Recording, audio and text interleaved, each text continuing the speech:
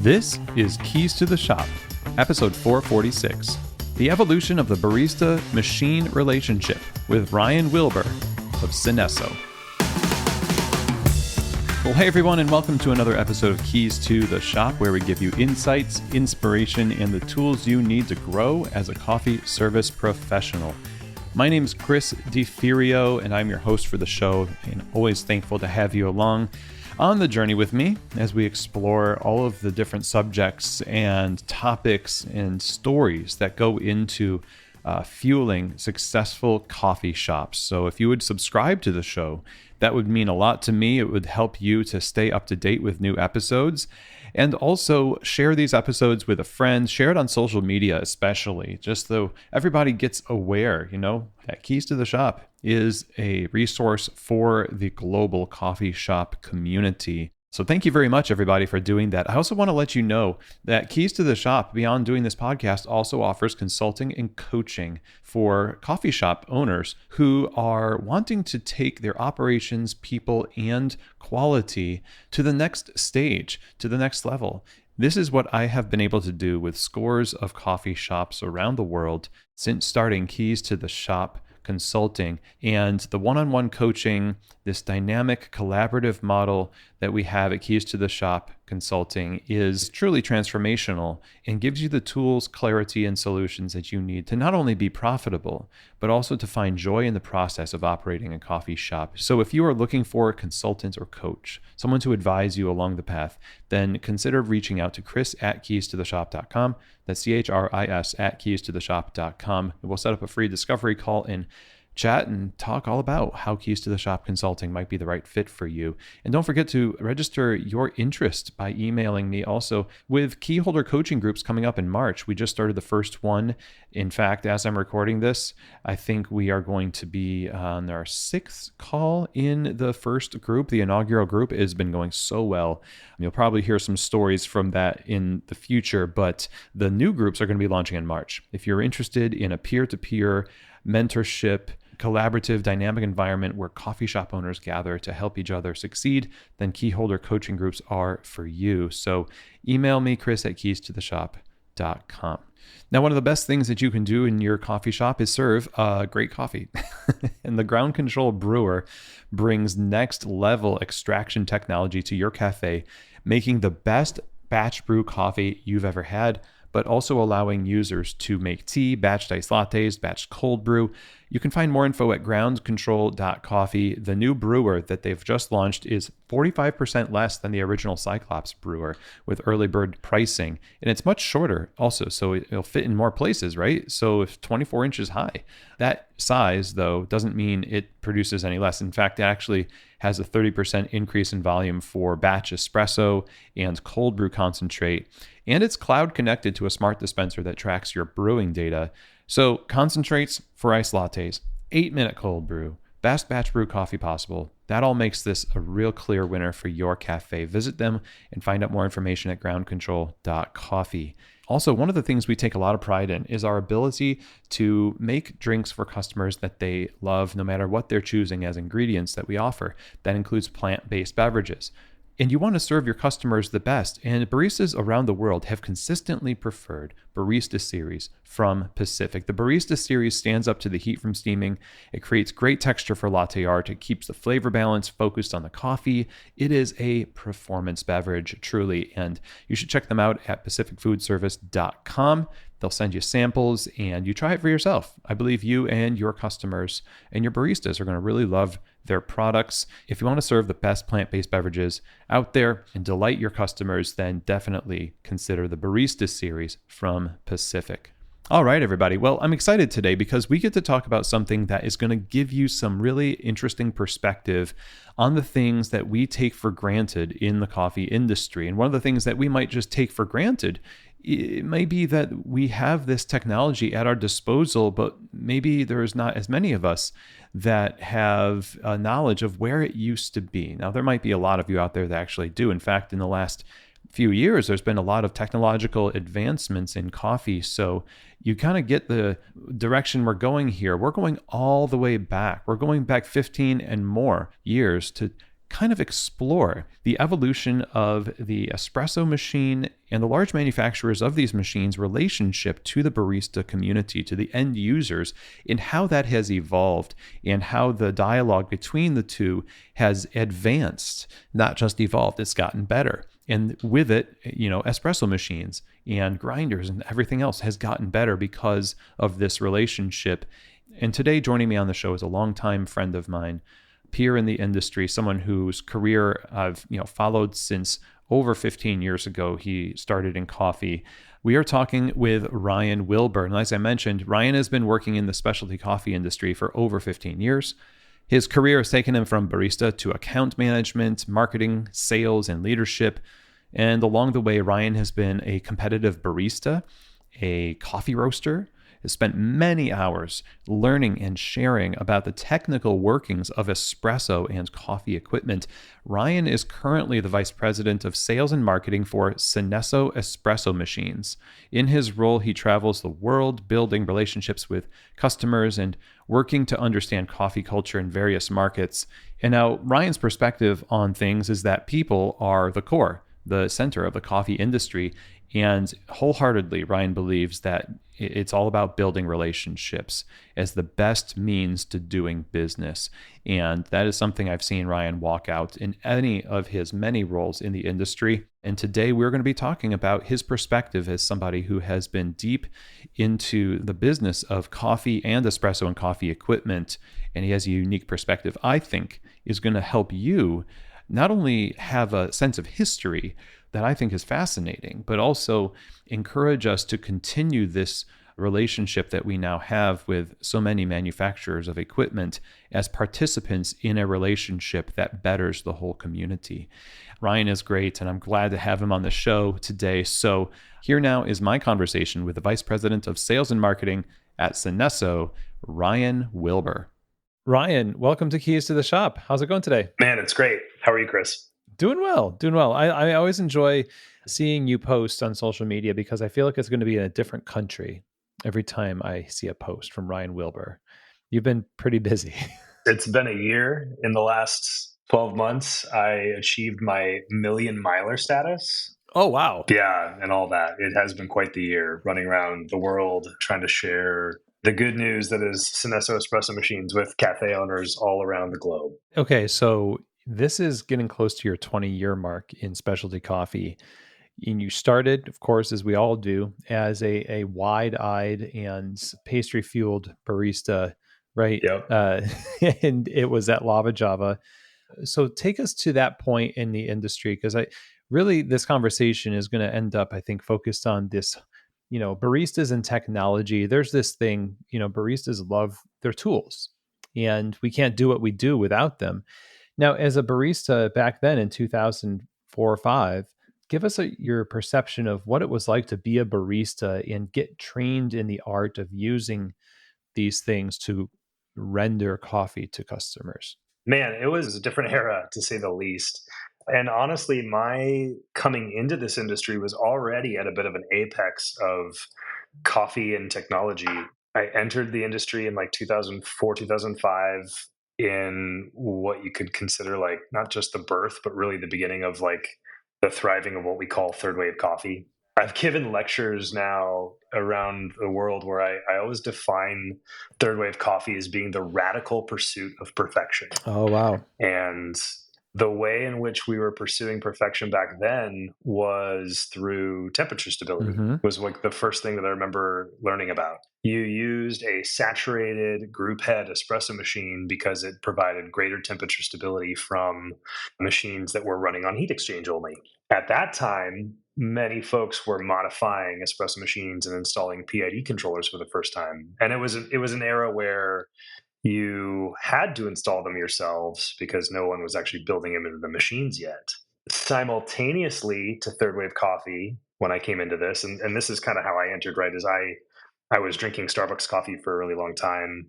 And then I met the right people, right, that like led me into the industry and introduced me to like high quality specialty coffee. Right. But in that time was the era when Starbucks stores were beginning to remove all of the lineas that they had ran on for so long, and were then replacing them with the super autos, right? So it's almost like you and I talking today is a funny, almost 20-year complete circle of where coffee and technology continue to intersect, and another example of the kind of the pendulum swings that we experience as an industry. Yeah, the pendulum swings, especially because the industry, for a long time, I think when we were getting started in the early 2000s, we knew that there were machine companies that were just producing the machines they were, and they were happy to have the cutting edge bars, use them. I won't name any names, but it's just like we don't really care what the end user thinks. But eventually, like with the advent of temperature stability and the experimentation and largely the internet connected ideas and things like that, the companies, I feel, started to pay attention to what the barista was thinking, because the barista was using the equipment more than the actual company producing the equipment, of course. So, from your perspective, I'm interested to hear how you feel that dialogue benefited the coffee industry. And of course, there's the temperature stability, but where did we go that was really great when it came to companies starting to actually take, maybe we could call it risk, listening to these baristas that don't work for their corporate office, but they certainly have some good ideas? I think I have a really interesting perspective on this that comes from people I've worked for, and I've been very fortunate to kind of have a front row seat to some of this stuff and the history of it all, right? For instance, the company I work for now, Synesso. Synesso is going to be celebrating 20 years of history in 2024, but Synesso was also started when Starbucks decided to move away from traditional machines to supers. There's this La Marzocco factory in Seattle at the time that then shuts down. And that move forces Mark Barnett, the founder of Synesso, to leave and have to take the risk and start his own thing. Basically, there's an argument for potentially if Starbucks had never made the move that they did, that Synesso may have never existed. Synesso was the first machine to be built natively with not only PID controller, but like multiple PID controllers for multiple brew boilers and steam and all that.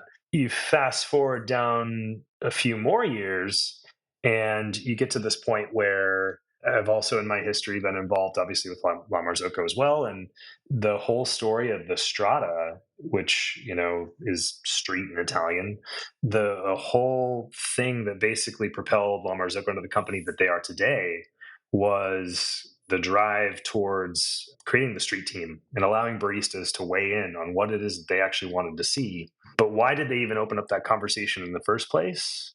It's all the economic stuff that happened before '09 that led to the company basically needing to be in a position of saying, all right, what are we going to do? We got to throw a bit of a Hail Mary to see what comes next in our future, and to make ourselves, relaunched, rebirthed into this modern era. And that's kind of where it was like, all right, let's hear what's the influence, what's going on. And that's when they sought the opinions of people like Kyle Glanville, who's now Go Get 'em Tiger, James Hoffman, Klaus Thompson, all these heavy hitters, if you will, of the global coffee community coming together to say, hey, we love you guys, but what we really need to see is these things. A lot of good stuff. Temperature stability, cool touch steam wands seem to be, more and more increasingly an industry standard across manufacturers.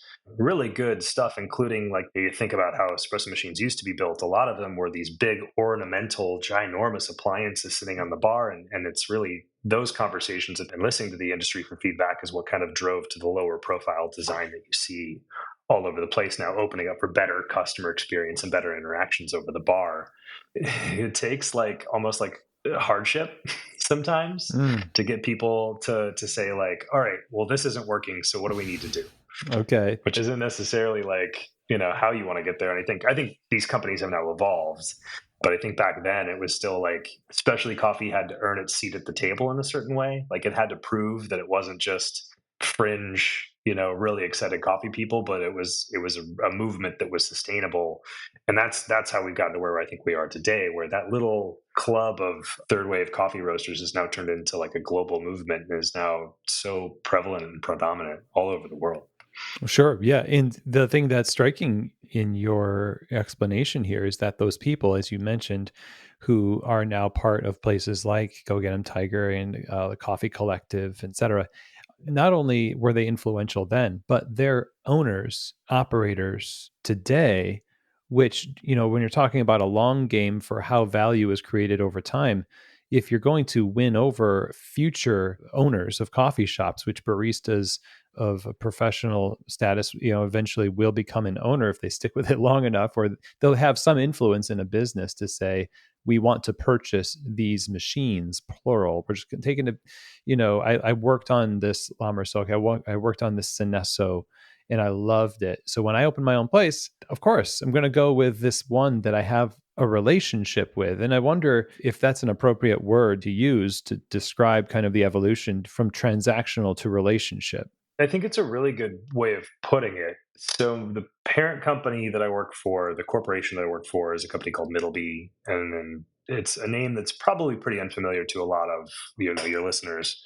But Middleby is a corporation that is a collective of food service equipments. Brands that people might recognize would be like Turbo Chef or like Taylor or Soft Serve. Those are two of the big players that are under the umbrella.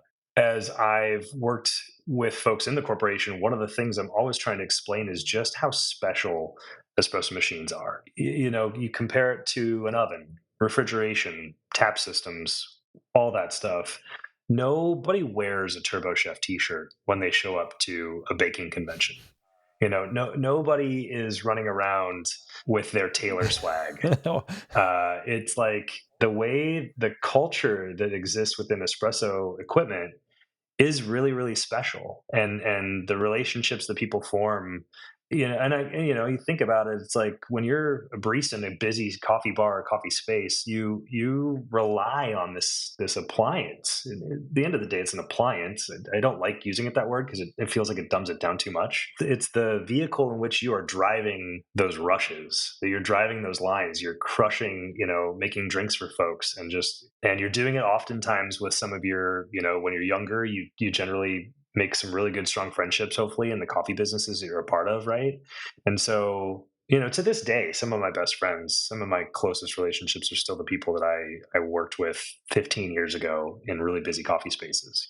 And those relationships were forged standing next to an espresso machine. Yeah, that it really gets into an emotional level, that connection. Maybe like the oven that you use growing up in your house or something like that. There's something that happens. Life happens.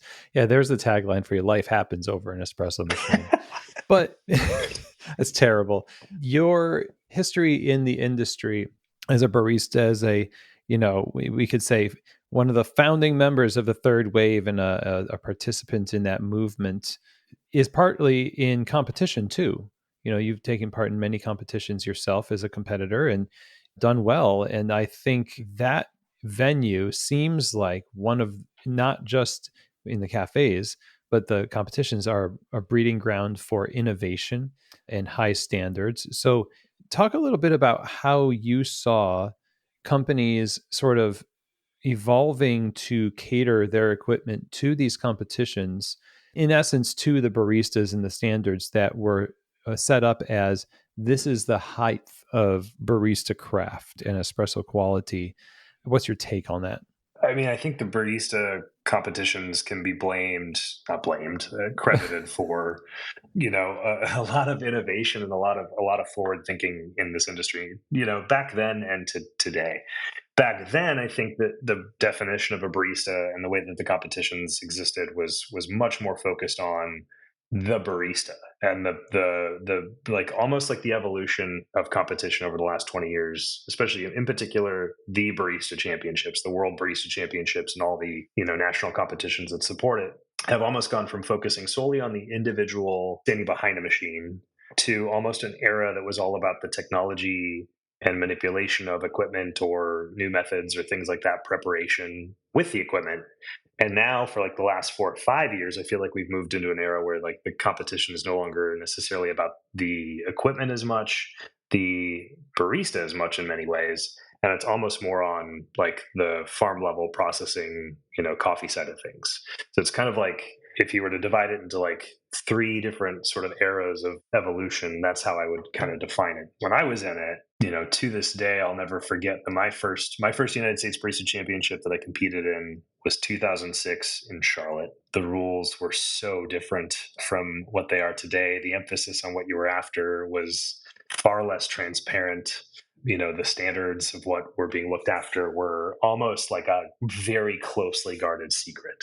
And like, I'll never forget, I arrived early to drop off my things to that competition, and I was kind of hanging out near the stage, and judges were in quote unquote calibration at that point, and someone like walked over and like kicked me out, shoot me away from the space, because I absolutely had no business or was not allowed to see whatever they were discussing, because God forbid I get a leg up. But the era where I think I was really thriving the most in competition was the era where equipment began to evolve, and I would say some of that started with like 2009.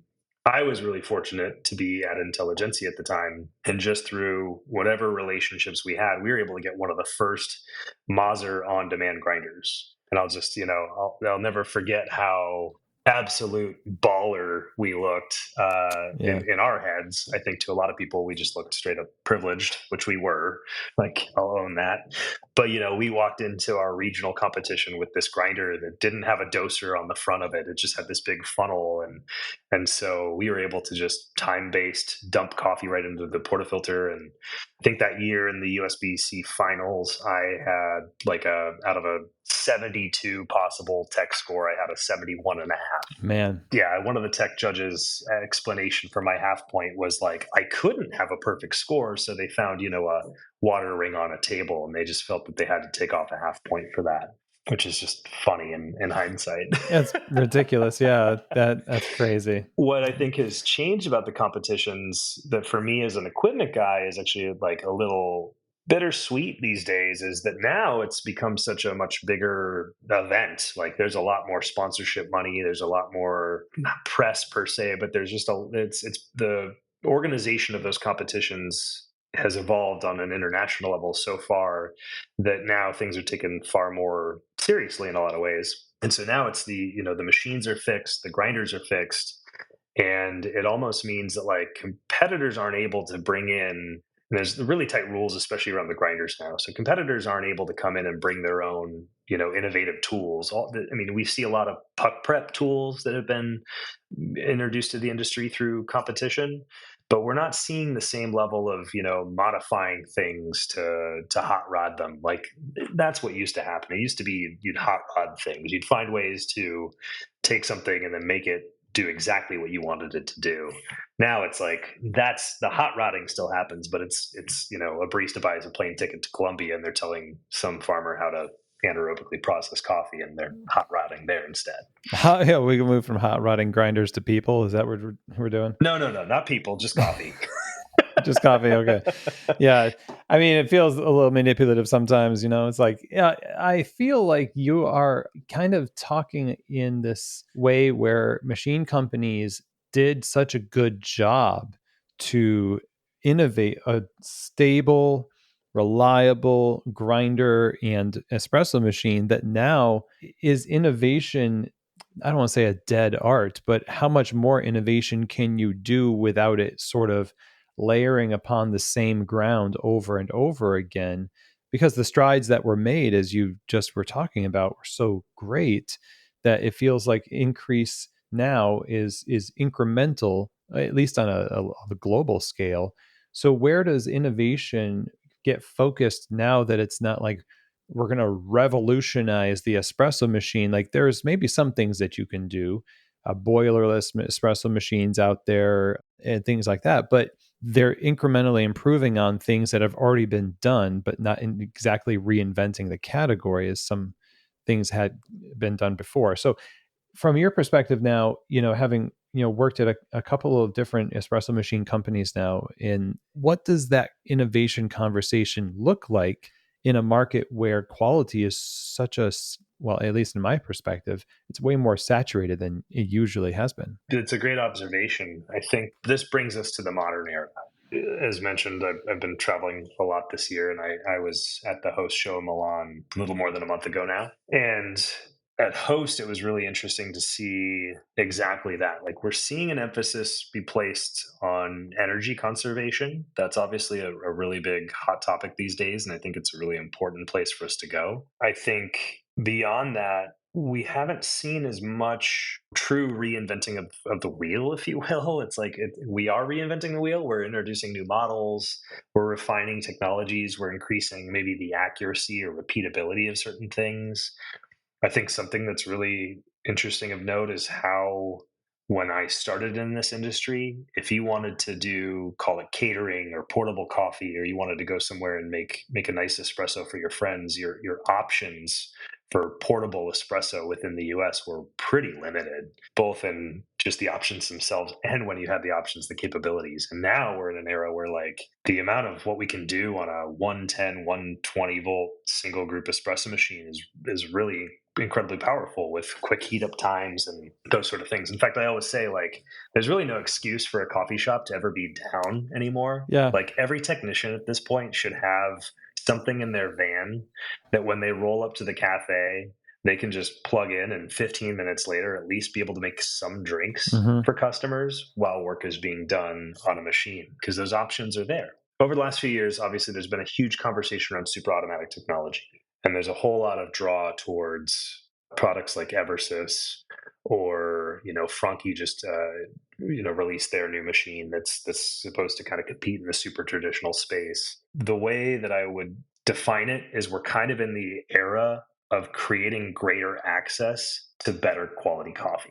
Like, for the first time ever, we have what I like to call the coffee robots that produce pretty reasonable quality coffee. And those machines can go into offices and lounges and lobby spaces, and they can basically let a roaster who owns their craft place and give access to their coffee in all kinds of environments. I think it's really interesting what Onyx just did with Bionics.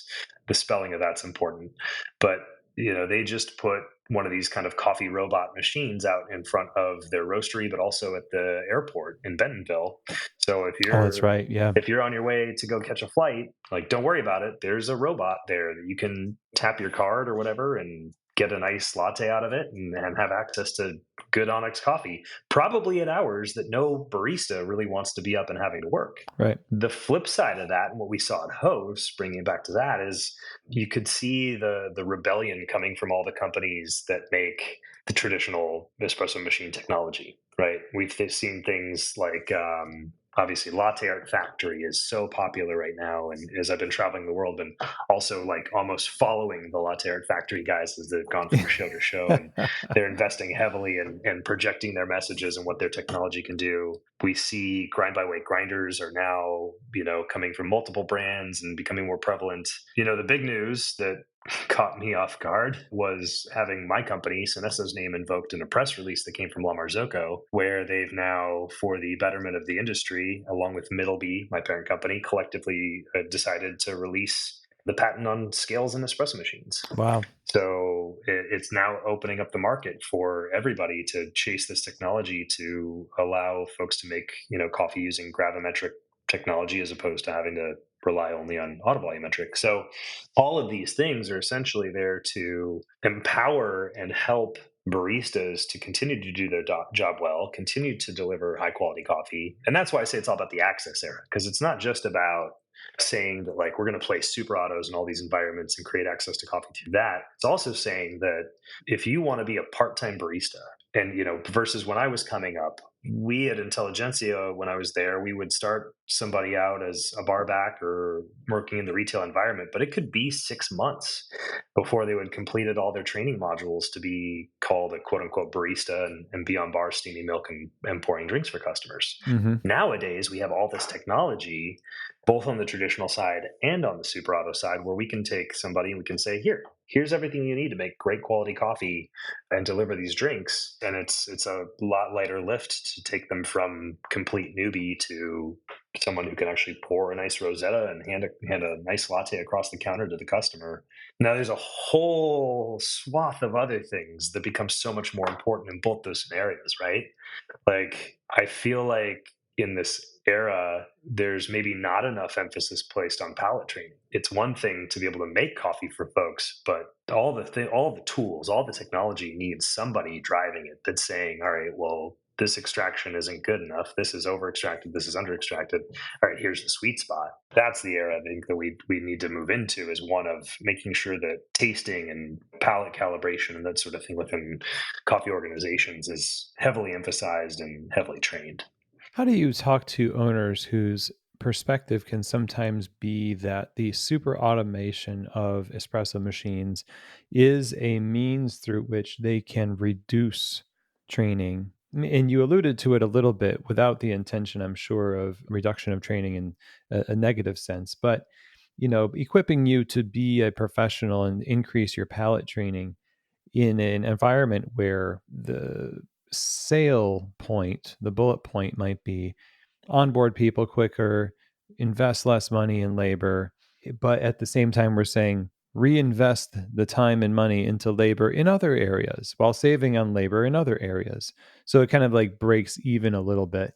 I'm not sure exactly what I'm asking here, except to say there's this tension where we just got done talking about how espresso machines are a beloved and unique machine because of what place they represent in the cafe. And maybe that's not going to always be the case.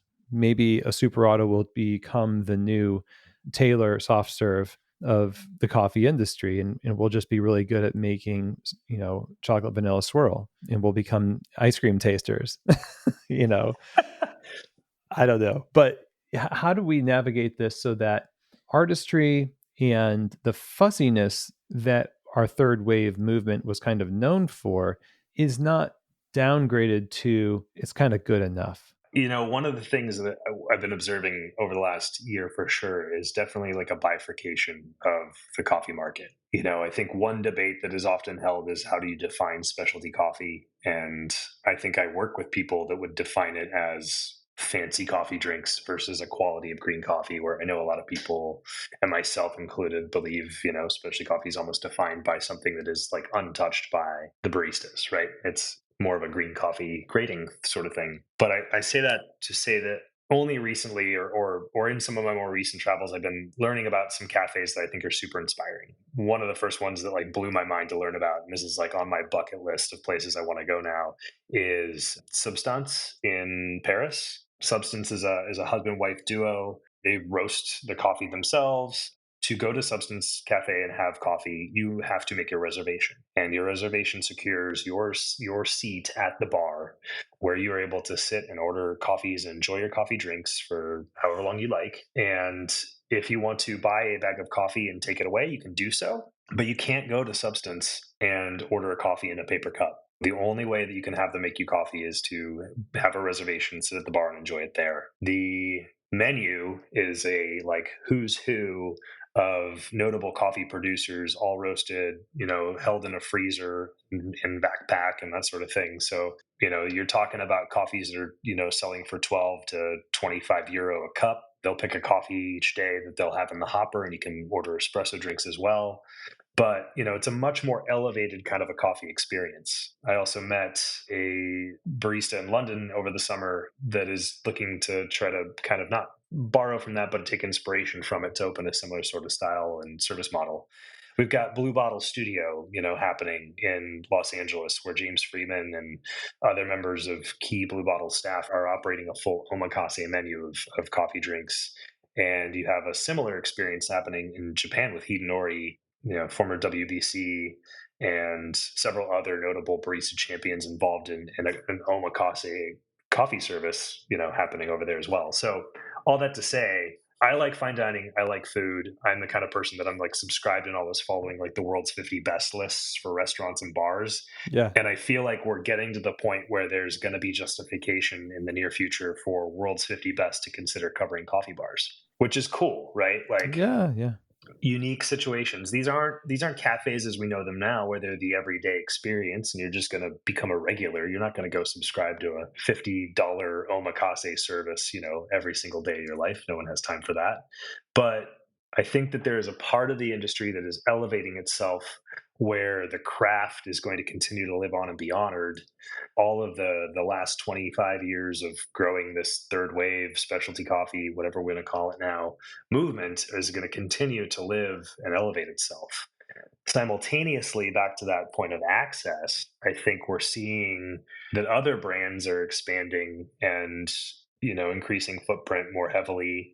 I look at like Kyle actually and Go Get 'em Tiger as a really interesting example where if you're not a coffee person and you go Get 'em Tiger, it could be confusing as to whether you're entering a restaurant or a coffee shop. And I don't think that that's a bad thing. I think that's really great. It means that the business means more to you than just your quick coffee stop on your way somewhere, but it also can mean more of a regular experience than just, your lunch spot. But it's all about an elevated, more enhanced experience, trying to deliver a quality product. And I think, Kyle, I always look at as an interesting kind of weather vane for where things are going as well, because he's always looking for new systems. If anyone has tried to hack traditional espresso technology as far as it can possibly go, it's Kyle Glanville trying to make the most of his coffee bars for volume and flow and speed of service. Anyway, all that to say, I think for me, it's an interesting time and a challenging time. Cost of labor or human beings in the coffee space right now is a really interesting thing to keep an eye on.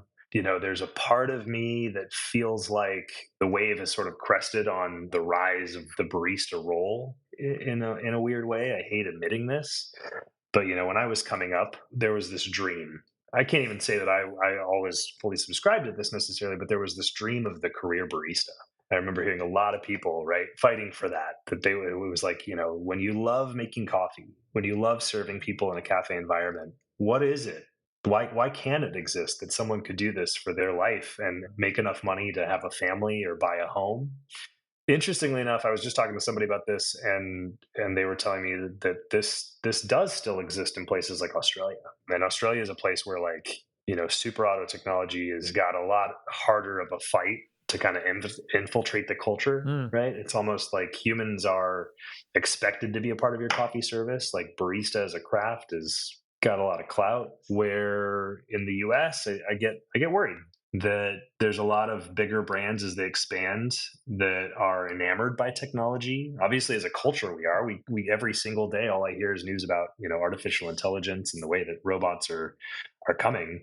And I think that we all need to take a moment and really think about that and be appreciative of the role of the barista and what it means to the cafe space. Because at the end of the day, like, look, I might be able to get my coffee faster. I don't want to have my coffee handed to me by a robotic arm. I want that connection. That's like one of my biggest takeaways that life really taught us through the pandemic is the value of human interaction, the value of personal connection. It's one thing that I hope that we all can appreciate thoroughly, is just the human element. Yeah, exactly. The human element. Good. I mean, that's the thing that we really are trying to focus on when we have symposium. We want the faces and stories of people who are on the ground growing the coffee. Their life is coffee. And for a lot of us, it's kind of a hobby in some ways. I just got done with an interview today with somebody who's got a vertically integrated coffee shop in Arizona. And it is a human story. And so the things that you just mentioned in terms of high end experiences, elevations, I'm guessing that they don't use super autos in those environments. And because it is a place where the craft is a distinctly human product, but at scale, it feels like, well, we can't really do this at scale. So we do need super autos. And I can see a case for, the places you mentioned, like hotel lobbies and, spas and other places like that, airports like Bionics, right? So there's that. But then when you look at what really the customer is after and what the machine facilitates for the customer through the barista, what do you think about the fact that we do tend to come back to relationships in some fashion, the human element? Just as a thought, I think, will this always be part of espresso equipment and equipment manufacturers that they are going to create for people rather than simply for the product? I absolutely hope so. I'm, vice president of sales and marketing for Synesso. Mark, who founded Synesso, has retired. The way I look at it is like, I am now the person sitting in the seat to drive forth the legacy of this company, this brand. And it's a brand that was started specifically with the goal of giving the baristas more control and empowering them in ways they weren't being empowered, right? Giving them the best espresso machine possible. There's three things I think define Synesso. One is first and foremost, because every machine should try to stand on this leg, which is reliability, right? Building something with enough quality that when those lines are out the door and you're cranking out those drinks, that it's not going to let you down. The other thing we try to do is give people more control over their coffee, whether that's, pre-infusion or some sort of like profiling of pressures or creating different recipes. We try to give that. And then the other piece of it that we stand on now today is the repeatability factor. So not only being able to say like, we're going to, make this awesome coffee taste great this way because we're going to manipulate these variables, but can you do it again and do it again and again? Those are the things that I'm trying to carry forward, and I'm trying to do it in a way that is people first, right? Like, because at the end of the day, it's like I need all the suppliers first of all to do their jobs well and build all the parts and all the componentry that we receive from suppliers. I need them to do their job really well, and then I need my team on the floor building our machines to do their job to the best of their ability. And then from there, we put the machine into the hands of the baristas and the cafes. But there's still got to be somebody out there doing the maintenance, doing all the maintaining, making sure that the water is all dialed, right? And on the coffee thing, we all know that at the end of the day, the barista is kind of that last part of another very long chain from coffee producer to export, import, and all of that. It's all part of it's all relationships at the end of the day. That's the biggest thing. And I don't see that changing. I think that's one of the things that maybe is the most different from like the big restaurant business. I mean, food service, I will say I've learned food service at large is also a very people driven business. But I think that there's something about the interpersonal connection of really trying to pass something from one part of the chain to the next that really thrives in coffee, that I think also drives value in the chain, is the other piece of it. Creating more for those that are like upstream, that kind of thing, is I think a big part of what has kept this industry growing up through this era, and I hope continues. I hope it's the relationships that continue even as technology evolves and pushes us forward. I hope that at the end of the day, it's like the human element never really departs from this, because at that point, then we almost go full circle back to an era of commodifying coffee. Yeah. And maybe this is just the way it works, and innovation happens at the end of that whole cycle where the next level of craft, whatever iteration that takes, addresses the constant human need for connection, the way coffee shops do, the way latte art does in unique ways. Even if a machine's pouring latte art for you, it'll mean more to me when a human is pouring latte art. Sorry, Cabell, to and that's fascinating, like the whole thing, but it's always going to have something that the third space is defined as. Yeah. That's an edge, which actually kind of brings me to this question of the other part of our industry that's very unique right now, which is the sheer expertise of the average consumer compared to where they were before. The espresso machines, now you all just came out with a home espresso machine, a single group home espresso machine. And these things out there are, if you were to see one of these in 2004, you'd crap your pants, because really, and, I feel like it's huge what people can do at home, what I can do at home just with, I only have a flare, and shout out to Flare, it works fine. I make great espresso, and I, much to the chagrin of many a coffee shop, I'll say that with my niche grinder and my flare, I create some really great shots, and I'm almost guaranteed to have a better shot than I would if I'm getting served by a barista. So how does the home market of a company like Synesso, and maybe you have perspective on in other areas too, factor into what we need to do in the commercial setting? Because, not that everyone's making great espresso, but I feel like we need to up our game a little bit in the coffee shop. Yeah, I totally agree with that, and it's part of the cycle, right? Like I remember I lived in Los Angeles, and some of the first high-end home espresso machine owners that I encountered, some of them were actually surprising people that had worked in Starbucks during that La Marzocco Linea era, and they'd gone on to have successful careers in whatever legal or other things, and so they were buying nice home espresso equipment because they had those really, it goes back to almost like nostalgia memories of how enjoyable it was to make really delicious coffee yourself, and how maybe you got so comfortable with the way that you made shots that then all of a sudden you're going to coffee bars and you're just never quite satisfied by what everyone else is doing. Now you have that a couple decades later, and it's far more exasperated. It's so many more people that were baristas 10, 12 years ago have also gone on to other careers and are finding themselves successful and being able to afford high-end home espresso equipment. They're also better educated. They're also better at buying the coffee that they're feeding into those things. Yeah. It creates the need for your roasting to be on point. That's one thing for sure. I think that like consistency in roasted coffee product is super pivotal, because now there's more just home consumer educated palates out there that are diving into this stuff. The other side of it too is that yes, there's a discerning clientele, and it can be. Don't get me wrong, it can be obnoxious. It can be.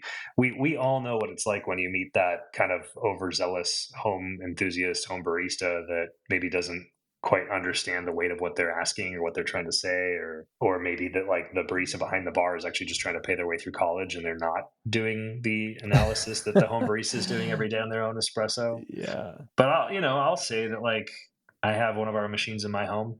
I love it. Do I use every day? Not for espresso, but I do really enjoy the quality of the extractions I'm able to get. Just even cleanliness. A couple decades into this industry, I can taste when maybe the machine hasn't been back flushed as recently as it should have been, or if there's a little extra coffee that's been building up behind those screens. Yeah. And so even just having like my own control to be able to like taste a really clean coffee. And then I'm also just nerdy enough. I've got my own take on certain things. For instance, like the highest my machine's ever going is 7 bars. I think 9 is too much. I like more of that contact time. So I'm all about like long pre-infusions, low pressures, that kind of extraction and output. And I get Okay.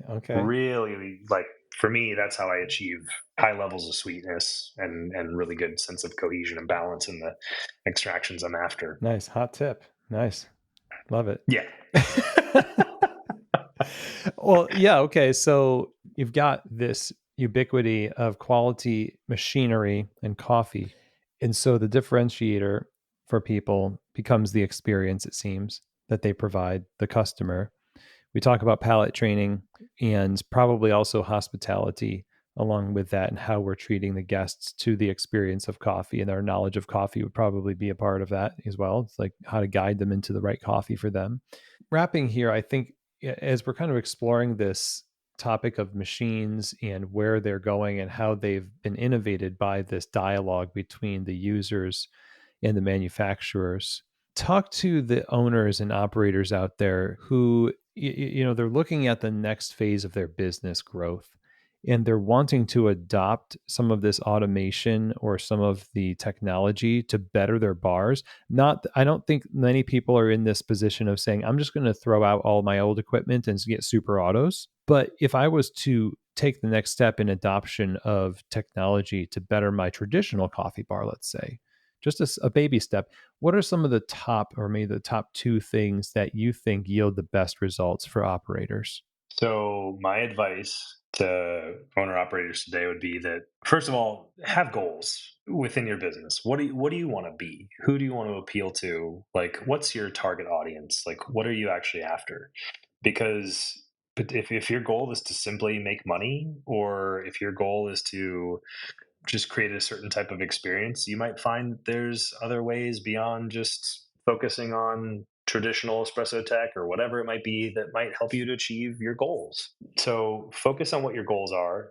I would say also focus on creating standards for what it is you want to serve. I find myself often explaining to even folks that are within our organization that like roasters will often have styles of how they want their espresso to taste or how they want their filter to taste that are part of what defines them.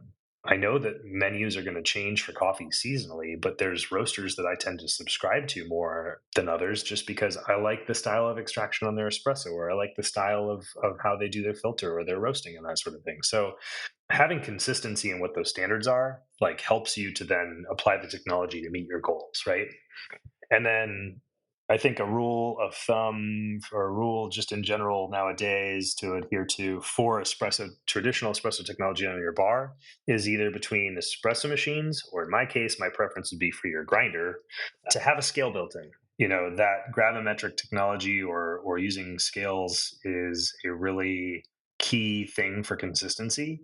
I think it's obviously less expensive to use a scale-based grinder than it is to replace your espresso machine and buy a new one with scales built into that. That's a much heavier lift. But I think quality espresso machine manufacturers are building machines that have pretty robust and reliable flow meters. And if the amount of coffee that's going into that portafilter is staying consistent and the volume of water going through that coffee is consistent, then the results that you're going to get are going to be, pretty locked in and dialed. I got to say, shout out to my friends at Mazer. When I was a host, they just released the new Coney grinder with the scales built into that. It's a pretty phenomenal platform. I really like it. I like that so far right now they're choosing the path of showing you the exact accurate weight of what's going in the basket, because truth of the matter is some of the competitors they have out there are doing a little rounding on the numbers. So users are thinking that they're getting 18 grams exactly, but the reality is it's like 7.95 and they're just rounding up. I like truth. I like transparency. Imagine that. Yeah, but I think we've talked to a lot of like larger coffee chains that are starting to roll out, with plans to do more stores across the country. And there's a lot of money that's very ambitious right now in the coffee space. And I think that gravimetric technology on the grinder, autovolumetrics on your espresso machine, that'll lock your coffee quality in. And then from there, it's finding all the other ways that you can be efficient and deliver consistency and quality. Latte Art Factory, I think, is a really interesting, compelling piece of technology. It's interesting though. I mean, when you and I probably first met, Chris, a long time ago. Yeah. The stretch was just getting somebody to buy a espresso machine that was quality enough that, could deliver consistent results. And nowadays it's like, that's the floor. From there, you got to have the nice grinders. You got to have all the scales, everything. It's like the kit to deliver coffee has not gotten less expensive. And then there's the whole other conversation around, water and dialing that in. The factors are always there for us to deep dive into. I'm reminded of I used to listen to a productivity podcast, and one of the things that they talked about was how one of the downfalls of productivity, and when you get into it, is how unproductive you get thinking about productivity. Yeah. So I feel like when you say this, I'm like, okay, and then use it. It brings it back to the whole thing in the first place. What are your goals? What do you want to do as a business? What are you trying to accomplish? And keep it focused on that. And then at the end of the day, always remember that it's all about people. Is that extra investment in some sort of high-tech piece of equipment going to ultimately change the way that you service those customers? That's a question that, is probably case by case. But at the end of the day, it's like, if you're not serving people the right way or have the right attitude or the right sense of hospitality, then what's it all for? Yeah, that's right. Good. Well said. Ryan, pleasure to talk to you as always. And if we want to stay in touch with you on your next world tour or just in general with Synesso, how can we best do that? Synesso is Synesso Factory on Instagram. So jump on there. We're always working on all kinds of new things and working to support all of our partners and our community around the world. And then if you want to follow me, I'm Willbur, Willbur. Got to get that second L. And yeah, who knows where I'll be next. Well, I'm glad you're here. And thanks again. I really appreciate it. Thanks, Chris. Great to see you. Okay, everybody. Well, I hope that you enjoyed that conversation. And of course, I am so grateful to have had Ryan on the show. Thank you so much, Ryan, for all of your insights and your perspective on the industry. We're so thankful. I am really thankful for your depth of knowledge and the values that you bring to an industry that, as we know Ryan believes, is all about people. So really grateful. And one of the great things about this conversation to me, like my big takeaway, is the idea that this relationship is a mutually beneficial one between equipment manufacturers and end users. And so I would encourage us all to let our voices be heard as much as possible to those equipment suppliers that we purchase espresso machines from and grinders, because even though in the moment it might not be like immediate, it might not happen that week that some innovation takes place, the groundswell of feedback moves the industry. And when we give consistent feedback, it'll give the opportunity for these manufacturers to make changes that will move the industry forward. And so as we talk with Ryan, I hope that you continue to talk with your suppliers. And so if you want to stay in touch with Ryan, you can go to Willbur. That's on Instagram, at Willbur with 2 L's. And if you want to learn more about Synesso espresso machines, I always loved working on Synesso for sure, and it definitely have been a big part of my history in coffee. If you go to their website, you'll find all you need to know at synesso.com. Now, if you have any questions, comments, or feedback for me about today's episode or any other episode of Keys to the Shop, email chris@keystotheshop.com. That's also where you can reach out to tell me you're interested in the key holder coaching groups coming up in March. The new groups are opening. And also, if you're interested in one-on-one coaching with myself through Keys to the Shop Consulting, that's the place to do it. chris@keystotheshop.com. And with that, that is the end of our show today, everybody. I really appreciate you listening. Don't forget to subscribe and share these episodes. And as always, I hope that today's show has truly given you keys to the shop.